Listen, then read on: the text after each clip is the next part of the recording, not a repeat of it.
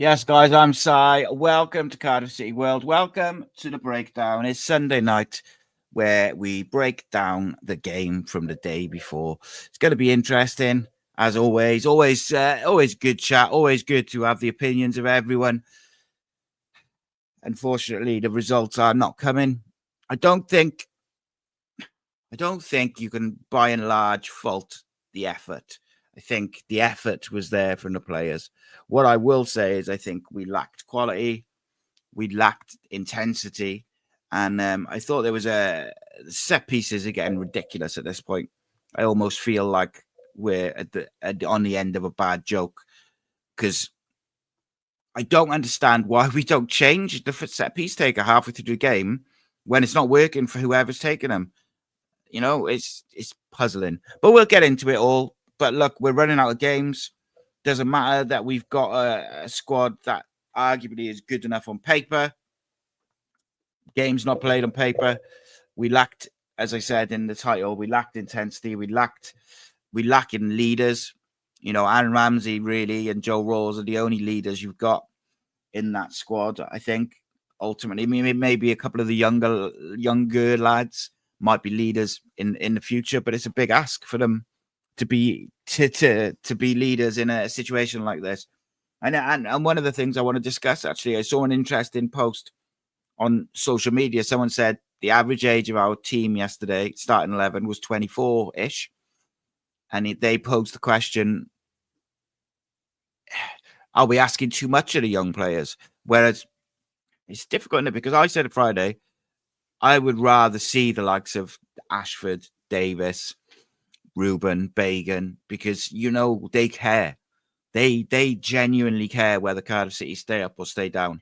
They're not going to be one of these. And, you know, I wouldn't necessarily name anyone, but I'm just saying, you know, some footballers, they'll get relegated, but it doesn't matter because they'll just move on to another club. And it's the fans and the football club which have to pick up the pieces afterwards. At least with the young players, you know, they care. They're Cardiff fans. They want it. They'll die on a hill for Cardiff City. Is there enough players who have got that mentality within the group? I don't know. Last week on the show, we were quite critical of Omar Rhys's substitutions. Yesterday, I thought they were better. I thought, you know, Matty does all right when he comes on. I thought he actually made a bit of a positive impact. The one which I question, and I do not understand it, is Ollie Tanner for Isaac Davis at halftime, unless Isaac Davis has got an injury, which we're not aware of, or a knock, because Isaac was doing all right. He was all right in the first part of the game, maybe a bit quiet going into halftime, but he's been in good form. He's had a full week's rest, so he's fit. We know Ollie Tanner's not fit. So that one, I think, bringing him on at halftime, like, that's a massive gamble. And to me, if you're going to gamble with Ollie Tanner being unfit and maybe he can just do a bit of magic, that's probably you go 15 minutes at the end, not a full half, and taking off Isaac Davis, which obviously reduces some of that pace. Joe Bagan, I thought, had a bit of an off day. This is the first time I've looked and thought he struggled physically a little bit at centre-back. But, you know, everyone has an off day. Maybe it's just one of them. His distribution wasn't quite as good as normal either. I thought Manswerk was quite poor in the first half, but really stepped it up in the second half and thought he was a lot better in the second half. Fish, numerous blocks, headers again. Like, it does puzzle you why he hasn't played more games this season. Since he's come in, he's been pretty good.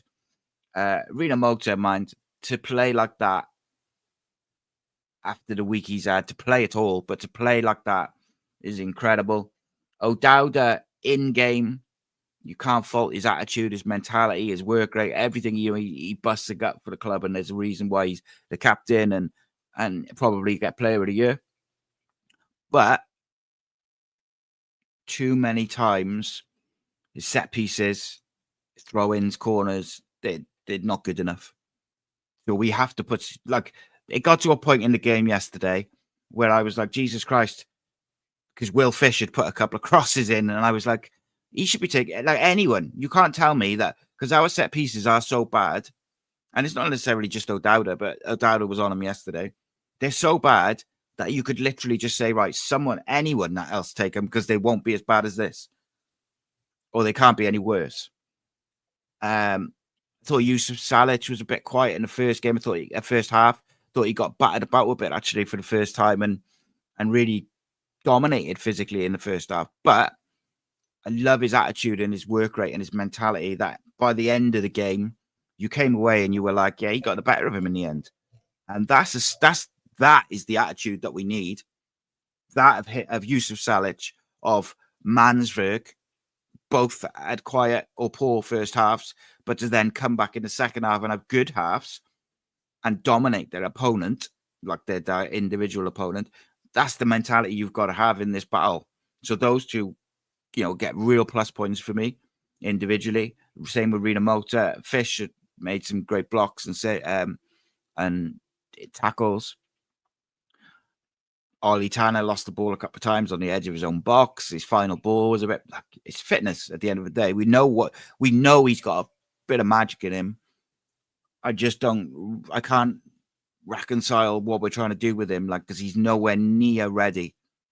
So surely it should be 10 minutes, 15 minutes. It doesn't make any sense.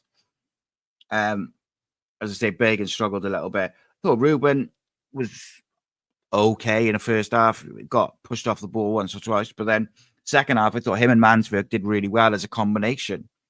But we had chances to win that football match yesterday. The two which really stood out for me was Robinson as a header in the 6-yard box. His free header got to, at the very least, work the goalkeeper, and it was like 15 yards over.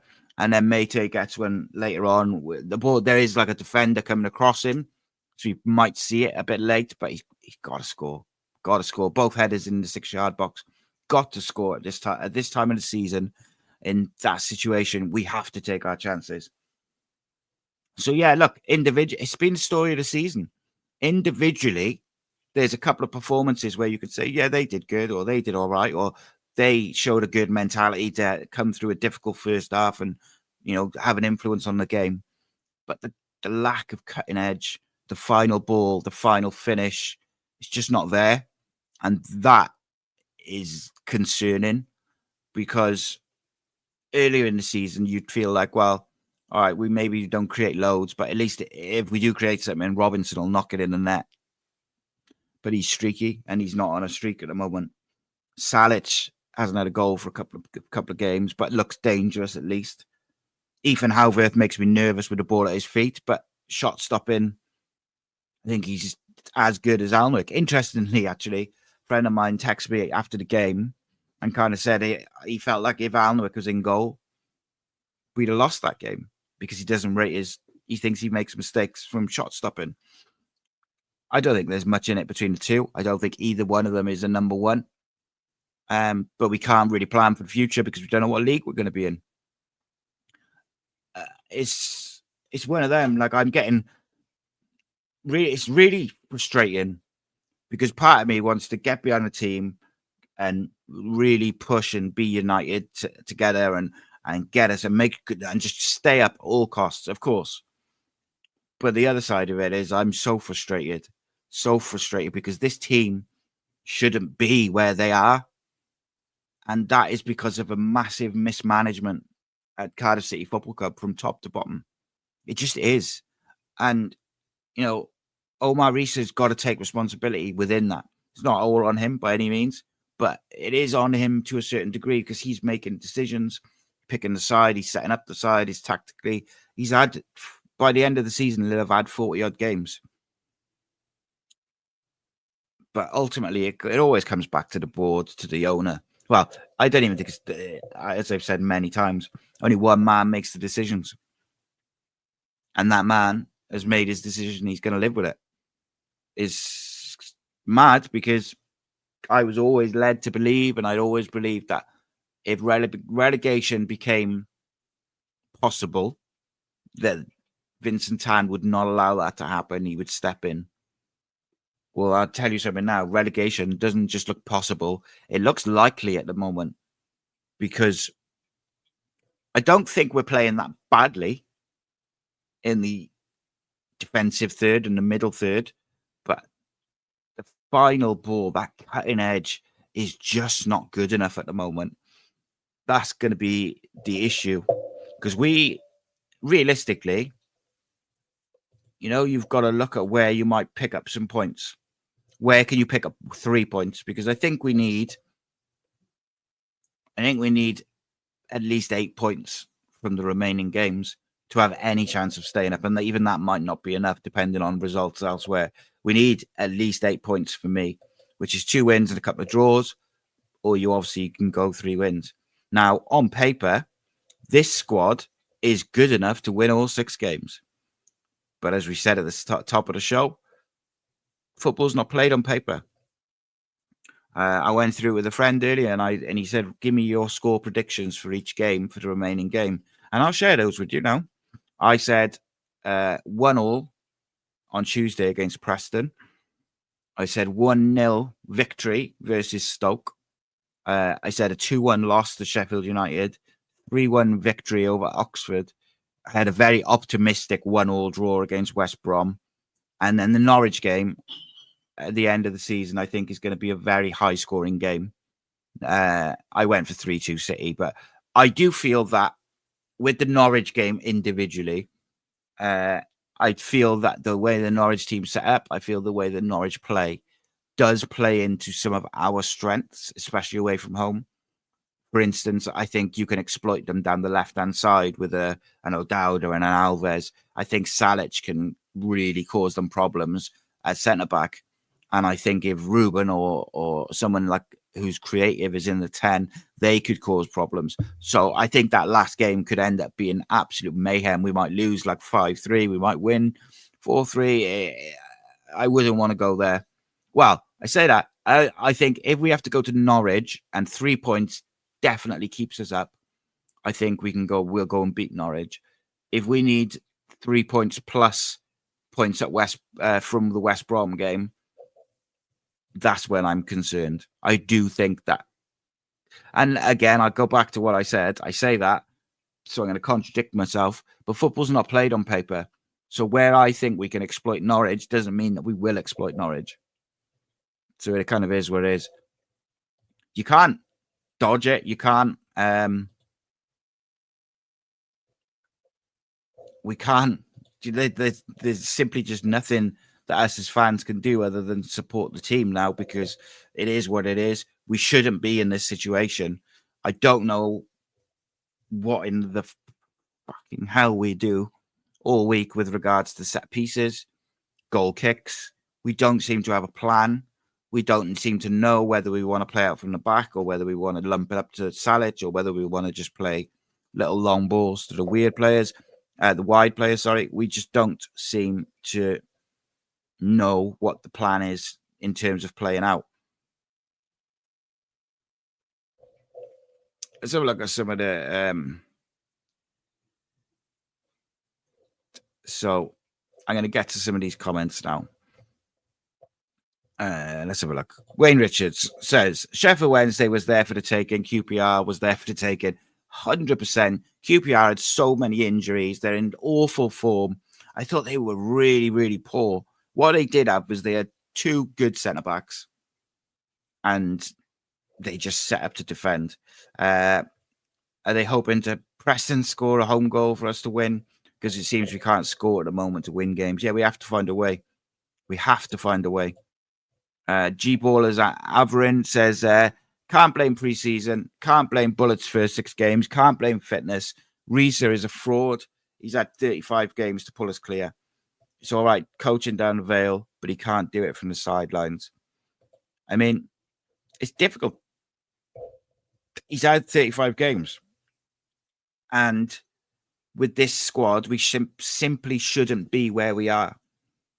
With this squad, with the players that came in January as well, we just shouldn't be where we are, but we are. Paul says, free kicks, corners, crossing, passing, the worst I've ever seen the Cardiff City's end product. Woeful. I'll back Rita to the end, but his post-match comments are a joke about being happy with a point. I think ultimately, I said this after the Sheffield Wednesday game, you can't judge whether it's a good point or not. Like if we stay up by a point, it's a good point against Sheffield Wednesday or against QPR. If we go down by 2 points, then it's not. It's simple as that. Like it's fine margins now. Graham says maybe the players are just not as good as we think they are. I disagree, mate. I think you put the majority of these players under a different structure and a different club, different manager, whatever you want to say. I think they go and perform massively well. I just think it's the way, it's a mentality thing, it's a structural thing, tactical thing. I think it's a combination of all those things. I think the pressure's probably not helping as well, but we got to take chances like that. Paul says, agree, Graham. On paper, top 10 side, but too many points dropped. 22 in all games we had. Leeds, but for poor defending or individual mistake. The one thing that irks me, we may have pace, but we're not using it. Yep. 100%.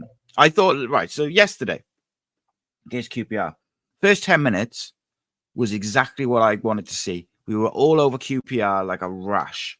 And you had Ashford and Alves and Davis and Salic, and they were all over him. And then Ruben and Mansverk were squeezing up, and the defense had a high line, and we were all over QPR. We were winning the ball, causing them a lot of issues.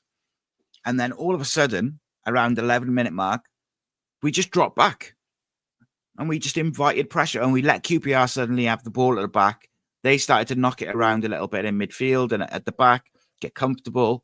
And then they settle into the game and they start putting a bit of pressure on us. And I couldn't understand it. Like we had started so well, but 10 minutes in, we just stopped. But that 10 minutes is what we need for 80, 90 minutes. We seem, touch wood, seemingly, I think we've defensively look a bit more switched on at the moment. I will say that.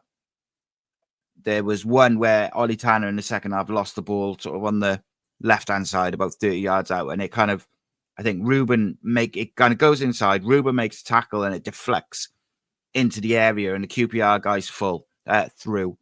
And Will Fish was proper switched on, spun in behind and made a real good, strong sliding tackle, which would have, we would have got a shot off and it would have probably been a goal. So those little moments can really make a difference. And I think defensively, we look determined and we look like we want to try and keep the ball out at all costs. Offensively, we just look devoid of ideas. We don't seem to want to cross the ball. And when we do, it's poor.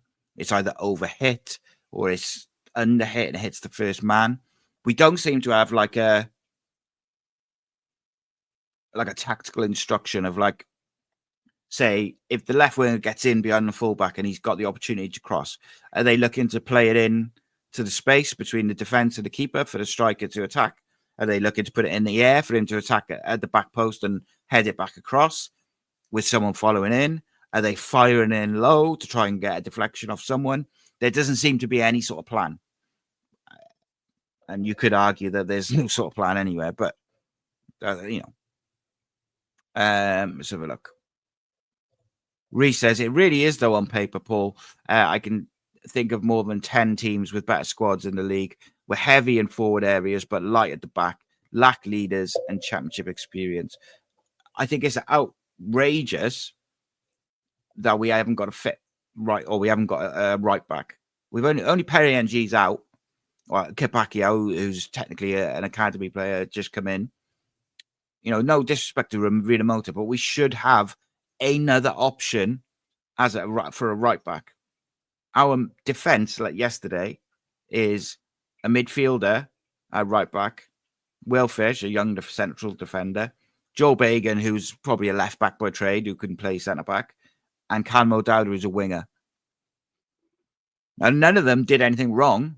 Bagan wasn't at his best. I thought Darlan did well when he came on, which was good to see because he does take a few games to settle in. But the issue is, it's not like a structurally sound defense, is it? It's not right back, two centre backs and a left back. It's very patched together. Rhys says teams full of potential rather than ready-made pros. Yeah, agree with that. Graham said, I've got no idea what our playing style was versus QPR. It was just a mess. How many tackles did they miss? No shape at all. So slow on throw-ins. Well, there was a point in injury time of the second half, and O'Dowda was setting up for a long throw. And I understand it's really close to the pitch. The stewards are in the way and they're not moving and stuff. But he took about 3 minutes to take the bloody throw in. And I'm pretty sure the injury time was up, or there was like 30 seconds left. And I was like, we need to win this football match. Like, the lack of urgency was incredible. Howverth did it a couple of times, picked up the ball, and you almost thought he was going to fall on it to waste a bit of time. That's a mentality thing, that they think a point was enough. Where did it, I'd say QPR away, any away point in the Championship is a good point. All right, okay. But we're in a position where we have to win. Where do we think we're getting these wins from if we think QPR is a point away? Because QPR are in dreadful form with a load of bloody injuries. Infuriating. Resource says, but weirdly, I find it far more exciting this year than last year. I think a big part of that is, Rhys is a far more open and attacking manager than Bullet is. Like, Rhys, from a playing style point of view, he wants to play with pace and he wants to move the ball a bit quicker, be a bit more direct with his passing. Whereas Bullet was very slow, build out from the back, keep hold of the ball, possession, only really quick if you transition the ball on the halfway line from the other team. Wasn't great to watch. And that was the most disappointing thing from a Bullet point of view, was in the summer we were promised how he would get his own players and he would expand on the foundations that were already built to make this exciting team. And you felt like we had the players, and halftime in the first game that had gone. So, but yeah, too late now for all that. G-Ballers Amrid said, left it too late this time. As it stands, he'll take us down. I'd rather twist now, give it to Rambo and Rawls till the end of the season to see if they can give us a lift. If not, then fine, go get him gone. I still wouldn't be shocked if we make a managerial change. Wouldn't be shocked at all. I was always under the impression that if it looked like we were going down, we would make a change. I just didn't expect them to leave it this late. So I kind of, over the last couple of weeks, have just thought, well, if they didn't do it in the international break, they're not going to do it. But who knows? Depends what happens, I suppose, in midweek, I guess. Graham says that's not a bad shout about Ramsey and Rawls. Lewis says our season comes down to this week, minimum 4 points or we're done. Yeah, I said that, mate, on Friday. I said if we don't get 4 points from QPR and Preston minimum, I think we're done, which puts a hell of a lot of pressure on Preston away, where historically I don't have many good memories of playing them at their place, gotta say. Paul says, plus I said weeks ago, some of these players really aren't playing for the badge. Some of the youth have been knocking on the door, but not used or picked. Who we would at least get 100% from, Lawler, Giles. So who would you drop then, mate? With that in mind, that specific thing where you're saying there's players who aren't playing for the badge, right? Lawler, Giles, Rocco, Simic, people have talked about. Let's say you wanted to bring them in. Who would you drop for those players? Or who do you think is not playing for the badge? You've got I can never remember pronounce his name. Nyakawa. And Simic is scoring for fun in the development sides. Gavin says, "Sir, you've got friends at the club. You won't hammer these players. So many playing wrong positions with our number 2 keeper." I mean, I've hammered the players a lot this season, probably more than I ever have. But like, I welcome opinions, mate. I try to be as fair as possible with everything. Like, I try to weigh it up individually and positively. One thing I will say is I think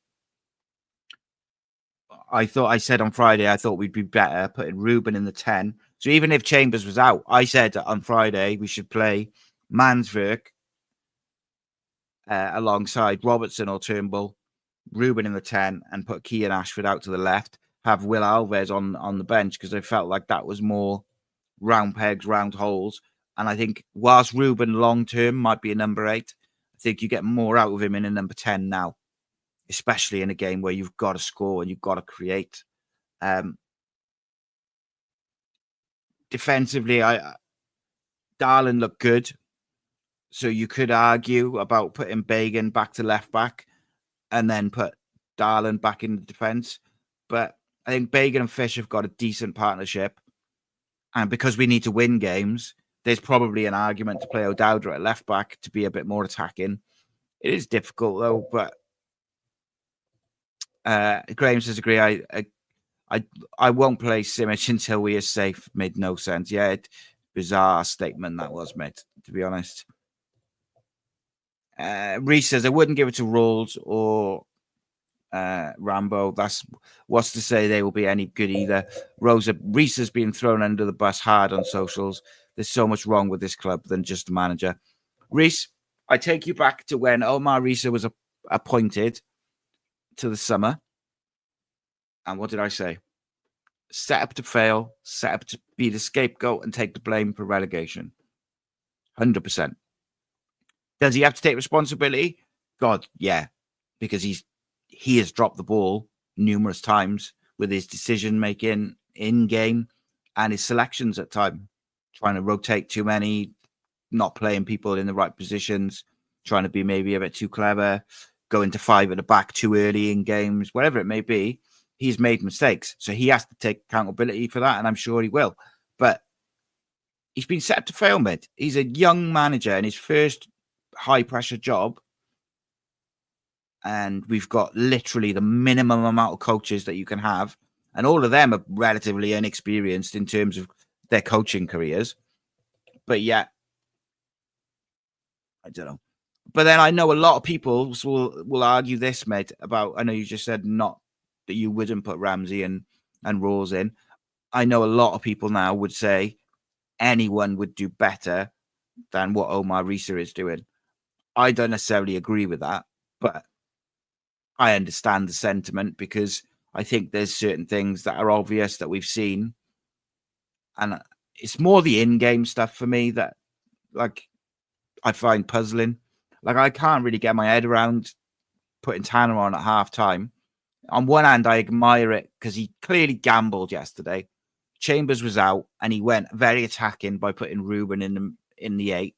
So it was clear, he went out with an attacking team looking to win the football match. So that's a positive. Then at half-time, he brings in, who did he bring in? He brought Darland in for Bagan because Bagan was having a bit of a poor game.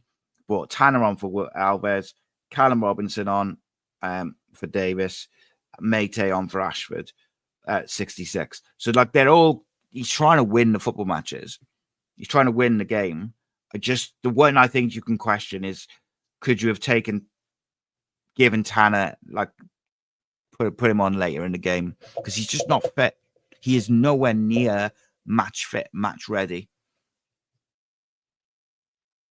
Gavin says that Alves and Davis need to be far away from the starting 11. Interesting take, mate. I think Alves has been decent since he's come in. My problem is sometimes he doesn't move the ball quick enough. He has a bit of the same of Ruben Colwell, where he wants lots of touches, but he works hard and he's quick, and at least he'll fight for the badge sort of thing. So I'm a bit like that with that, like 50-50. Isaac Davis, I think, has been in really good form the last couple of games, and I was a bit disappointed to see him go off. I would have liked to have seen Ashford and him be wide, but like I said, all opinions welcome, mate. Evening, Curtis. Rena Motel was outstanding, mate, 100%.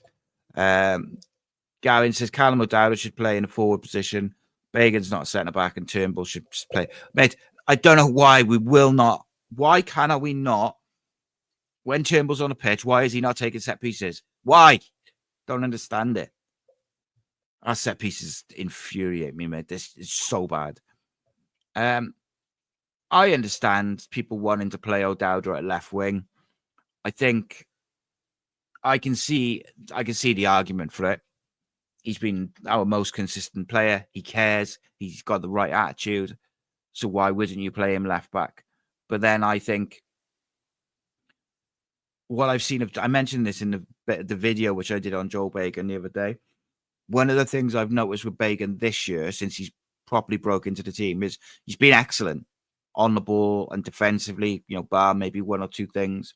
But generally speaking, he's been really good on the ball, and he's aggressive, and he's not overlapping like he did when he first broke into the team. And I think if we're going to go and win games, we need the fullbacks to push up. So Rinamoto supports in a different way. He kind of almost inverts into the sort of inside forward position, which I don't mind with the players that we got. But for me, if O'Dowda's playing left wing, you need a left back who's going to get up. So maybe Bagan can do the same and slot into the side of the midfield, maybe. But I don't know. I see an argument for both. The Fisherman, welcome back, my friend. Rhys says every game is like a cup final. Didn't feel like it. It did not, mate. As I say in the title, no urgency, no leaders, no cutting edge, no intensity, mate. And if we turned up and played with that intensity for the cup final, I'd be furious, mate. Like just going back to the throw-in in the injury time, we took so long to take it, and we need to go and win the game. And there's like 30 seconds left in injury time. I don't get it. No urgency. Paul says Alba's been disappointing.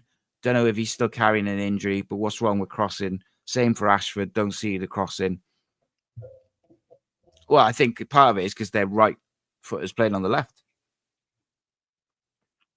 As one of the positives of playing Tanner or O'Dowda on the left is you can get those early crosses in.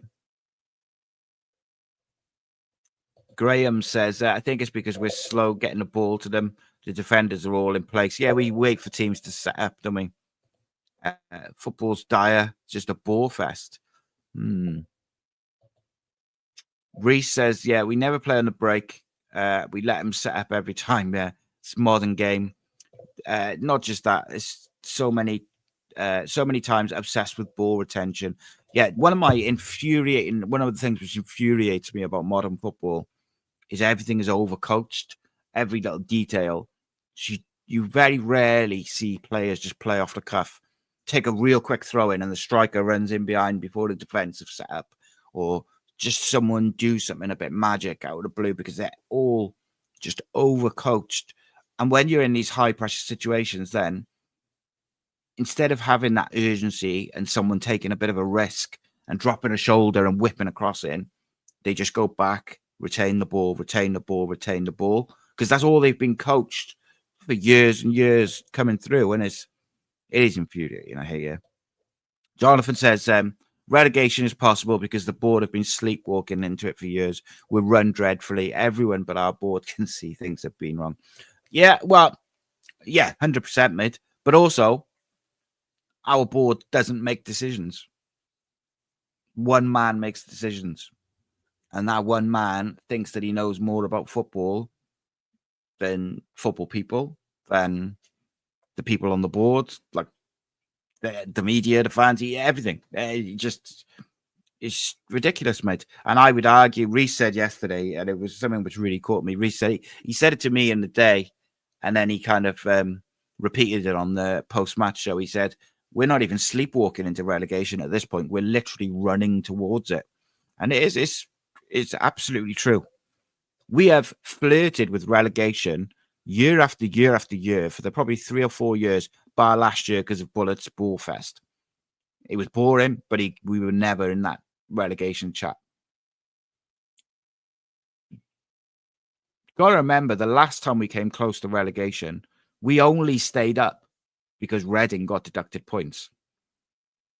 We ain't going to get that luck this year, so we have to win football matches, which means we have to score goals.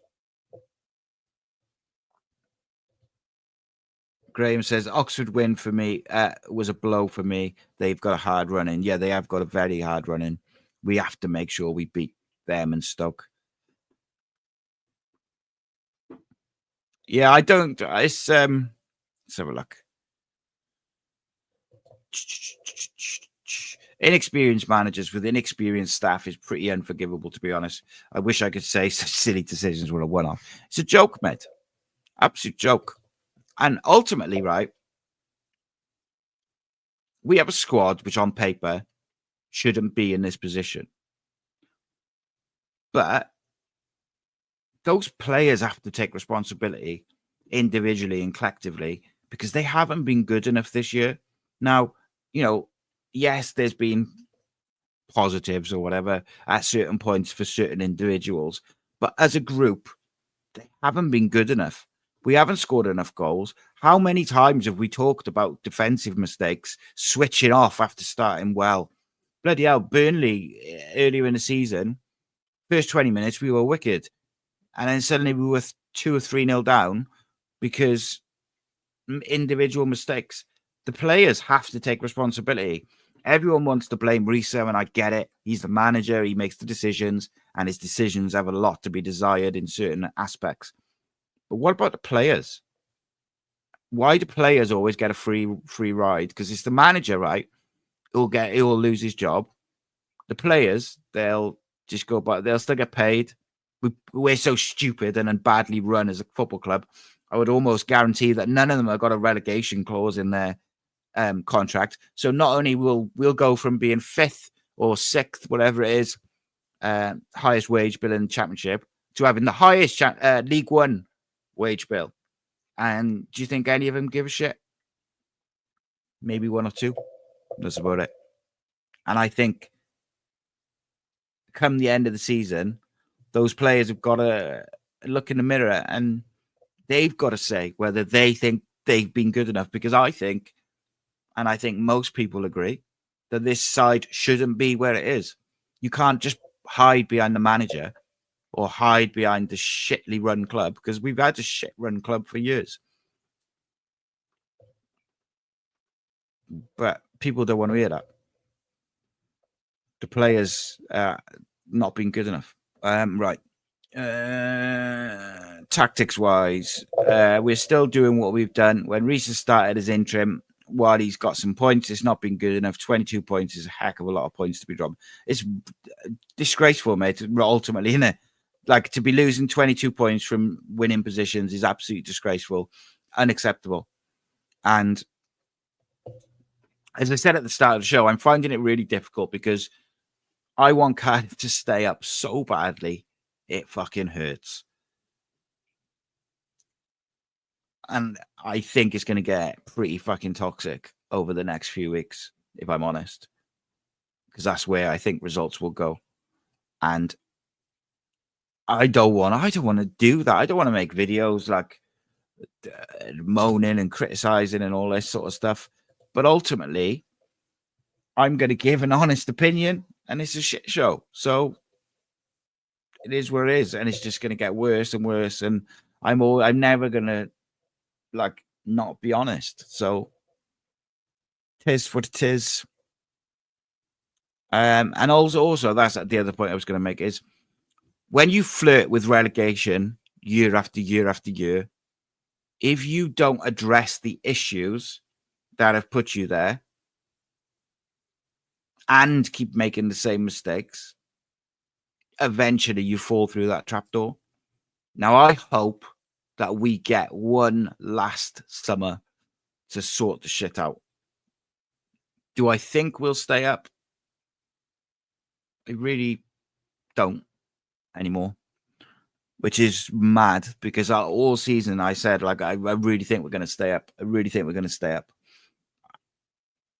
I don't think there's enough players there who care. I don't think the manager's got the experience to deal with some of the issues within that group. And the 1 or 2 leaders we do have are both out for the season. So what are we supposed to do? Rhys says, agree, John, it could be our time. Gavin says, Si, stop sticking up for the players. It's so annoying. We won't get 8 points as we've only had 9 wins all season.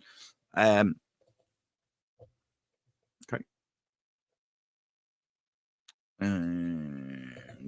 Shout out to the fans, by the way.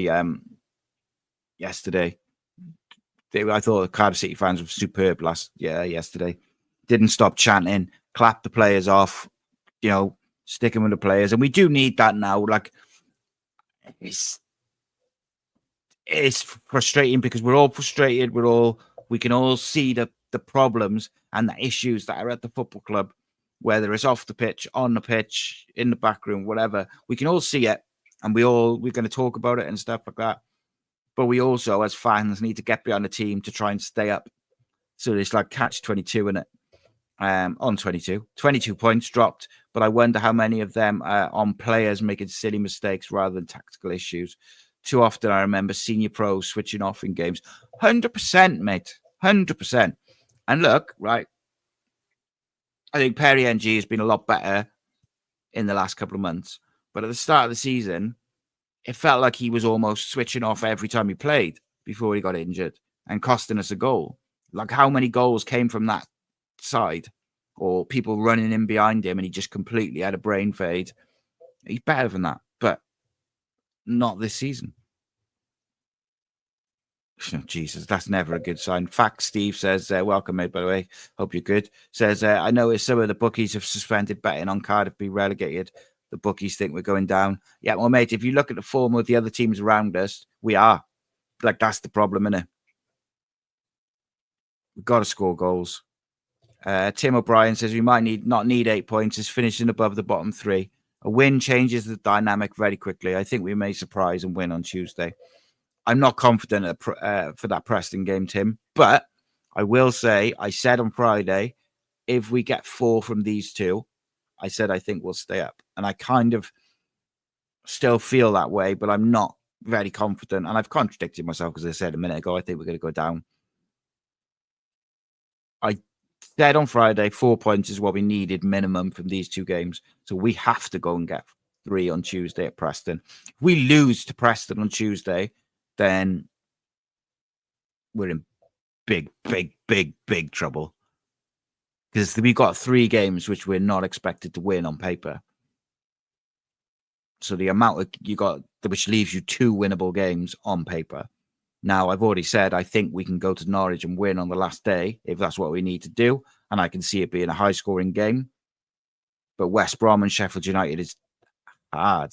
Maybe they'll find it easier because the pressure's off them and no one expects them to do anything. I don't know. It's one of them, isn't it? Jonathan says, Dalman would still have everyone believe Tan is God, sends funding the club. Tell me after over a decade at the club what monthly outgoing isn't the board's decision. Tan has put us in that position. 100%, mate. On and off the pitch, Tan has put us in a position. It is what it is. So there's... I got a video series out called Rebuilding Cardiff City. The first episode will be out the end of this week, I think. The first episode is called... what's this? I'm trying to think of remember what the name is. So I'll tell you the name of the first couple of episodes. First episode is called Vincent Han, the board and the balance sheet, the rebuild of Cardiff City, episode 1. Episode 2 is football first, building the right structure for Cardiff City's future. And then episode 3 is rebuilding the Cardiff City squad, rebuilding Cardiff City, episode 3, evolving the squad. Episode 4 is overhauling medical injuries and recovery. Episode 5 is elite analysis and tech. Stop being behind the times. Episode 6 is Omar Risa ready to take this football club on. Episode 7 is leaders on and off the pitch. And then episode 8 is utilizing the academy talents with playing opportunities.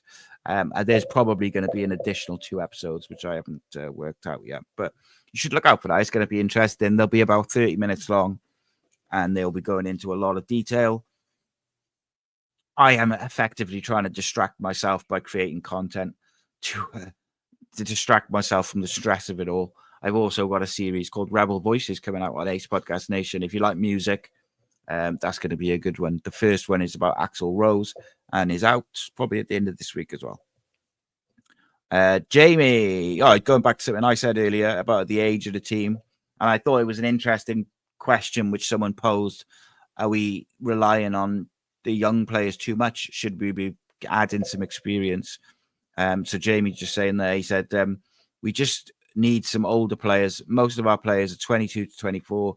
Only 2 players, 127 and 129. The kids sent to blame but the teams around us have older team members.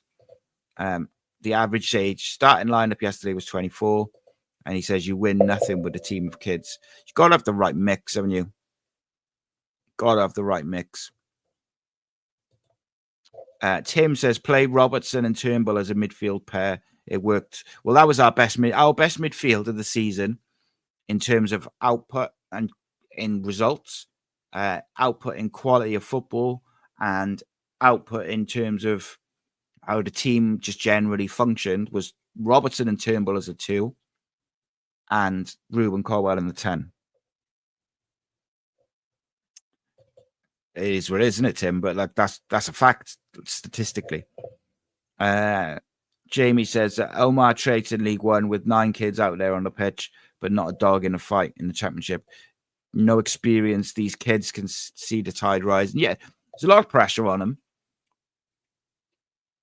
But I also think a lot of them are deserving of their place in the starting lineup. The alternatives are no better in some of the cases. So they're on there on merit. Don't know if that's the real Phil Stan, but hopefully it is. Phil, if it is you, love you. I've been trying to contact Phil Stan. So if it is the real Phil Stan, please get in contact with me because I've been trying to contact you. Keep going, guys. The best club I ever played for. Go on. What a legend. If that was him. We don't know if it's him, do we? Hopefully it is. Jonathan Davis said Vincent Tan wouldn't have a McDonald's worker manage his properties in Malaysia, so why does he persist with a bank broker and a car salesman to run a football club? You'd expect him to have more sense. And on top of that, mate, why would you have those people run the football club but then not give them any decision-making powers? What's the point? Absolute joke, mate. Jamie says we've got too many young players, not many championship experience grown men that are fighters and leaders. Yeah, it's too late now. Too late now. Steve says our club is out of date. The leadership team of Tan and Co. way of doing things has finally caught up with them, and it'll be interesting to see how they respond to relegation. Well, I could tell you already, mate. Yusuf Salic, Alex Robertson, Ruben Colwell, Kean Ashford, Isaac Davis will all be sold for not a lot. A couple of million here and there. But you are 100% right, mate. Our club is so far behind the times. It's unreal, which is why one of those episodes that I'm making is about being behind the times. And it's not just the football side of it. We are so behind the times in analysis, recovery, preparation, tactically, social media, like everything. We're like 5 years at least behind the rest of the footballing world. It's embarrassing, mate. And like Dalman will say like how, oh, Vincent's keeping us afloat and blah, blah. And he is, but like he's made those decisions. He's made us the highest paying wages to players who are not up to those wages. And that money could have been spent elsewhere to take the club forward on and off the pitch. Jamie says it doesn't matter who comes in tomorrow morning. We've no experienced, older, wiser players to play through rough ball like Luton. Jamie says any news on Graham, says any news on Chambers. Chambers, I think, is back Tuesday. I think. Fans wanted youth, but we've gone over the top. We need men to fight and lead. You've got to have the mix, haven't you? Unfortunately, a lot of the men are injured, mate. That's the problem. How long our board take to find a manager next season would we start before we get someone? They sack Rhys tomorrow. Don't help by that. Everyone can see how bad we are run, so they don't want to take the job. Well, mate, I've said this numerous times. We are proactive, not reactive. So what Cardiff do is they sack a manager and then they go, right, who shall we sign? Whereas other clubs will go, oh, this manager's, I think the way it's going, he's going to be gone in a couple of weeks. Let's make a short list up of potential candidates. And then they get rid of them and then they straight on the phone that day, speaking to agents. Can we set up a Zoom call? Can we have a chat? Can we get you in? Blah, blah, blah. And they've already got that process started. We're reactive. We're not proactive. And that goes for every aspect of the football club. Pathetic.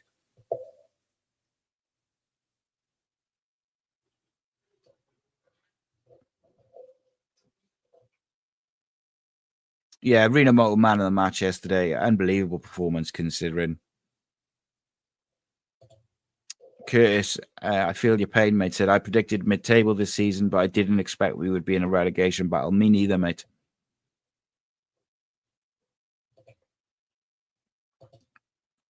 Matthew, welcome, mate. Evening, so I was there yesterday, and the lack of urgency was concerning. All cup finals, apparently. I don't know if you caught what I said not long ago, mate. There was a point where there was 30 seconds left in injury time, and we took about 3 minutes to take a throw in, and it was embarrassing.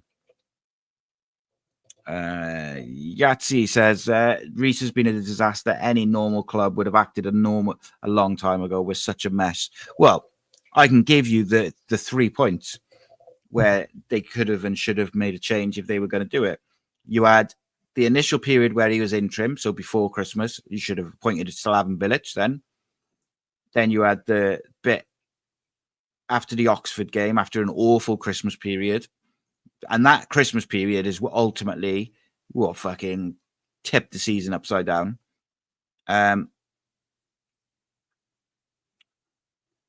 Then, obviously, the most recent international break. There was 3 opportunities where they could have changed it. And there was also, over before and after Christmas, there was at least 2 or 3 managers who openly said they wanted the job. And we pissed them about. And 2 of them then changed their mind.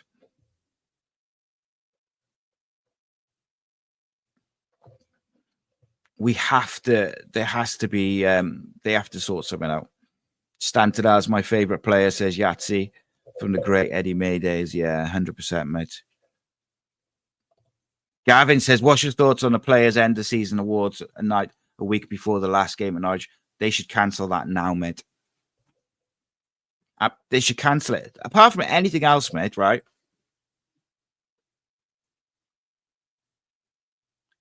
Who deserves player of the year?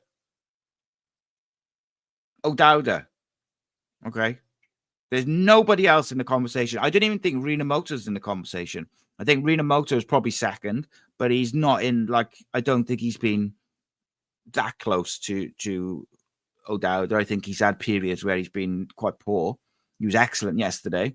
Young player of the year, I would assume Keane Ashford. It was someone from the first team. Yusuf Salic, if he could be eligible for it. But, what are they thinking? I always think the end of season awards should be after the season's finished anyway, because you're just asking for trouble. And as I've said, one of the issues we've got now is it's going to get really, really toxic over the next couple of weeks if they do not sort it. Could you imagine, right, when we play the next home game on I think it's Saturday, isn't it? Right? And it's 0-0, and we're 3 minutes into 4 minutes of injury time, and you're taking a throw in front of the grandstand, and you take a couple of minutes to take the throw in. Can you imagine how furious that the fans are going to be? Because I think what I said probably 3 months ago is, if we're going to go down, these players and the coaching staff and whatever, the club have to make sure they go down fighting. Rhys said yesterday they're not sleepwalking to relegation; they're running towards it. We're going down with a whimper at the moment. They've got 6 games, is it, to sort it out? 6 games. There's winnable games there. The championship is weird anyway. You could win any game in the championship, but there's also 3 games which on paper look difficult. But then you could argue all of them look difficult because we haven't even got into double figures of winning football matches this season. Remarkable, and not in a good way. Vincent Tam won't sell up until the Salah thing is all sorted. It's just a fact.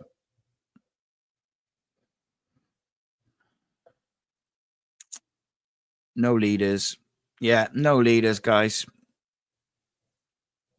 It's tricky. I tried to be as honest as possible, and I didn't want to come on here and rant and thing because I get it doesn't get like frustrated.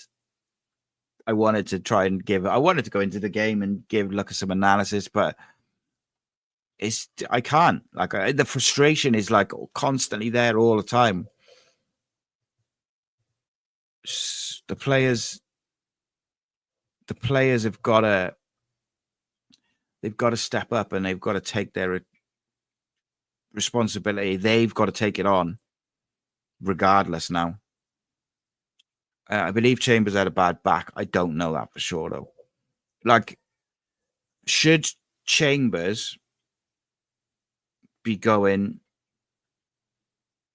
Should we be taking him out of the midfield, put him at right back? Should we, or put him on the bench, or like, do we need two holding midfielders? Because Chambers would have started yesterday if he was fit. You know, don't be fooled by that. Like, yes, we looked attacking because Ruben was in there and as an 8, but he wouldn't have been in there if Chambers was fit. So, is what it is. It is what it is. Guys, I really appreciate you all getting involved in the conversation. Did I say proactive? I meant reactive. We're reactive, not proactive. I say it all the time, but I must have said it wrong. It's been an absolute pleasure, as always. And I'll leave you with this. Jonathan says, how long have we been saying we needed to add a Brian Barry Murphy, an AD Viviash, or a Jody Morris? If we can see it, why can't the board? Mate, you could even add Stephen McPhail as a technical director. He's doing an outstanding job in Ireland. He's knows the football club behind the times, as I say. Please do check out that series. But those end of year awards have to be. Phil Stanton doesn't do social media. I think they gotta cancel that. I really do. I think it's a bad idea. But it's just another example of the club being completely in a different world to what the fans are. Anyway, guys, check out the phone in tomorrow. Make sure you get involved in the conversation. There'll be different videos and shows out this week every day. A couple of days, there'll be a couple of things out. I will be back on Tuesday night after the game to hopefully celebrate 3 points, innit? I might do a player ratings video for tomorrow for Saturday because we didn't really get into the bits and pieces. But I really do appreciate you all. Take care. And thank you so much. If you want to become a member, please do press join, all that good stuff. You know how much it helps. Maybe Phil Stant should become my therapist because I feel like I need one at the moment. Take care, my friends. In a bit.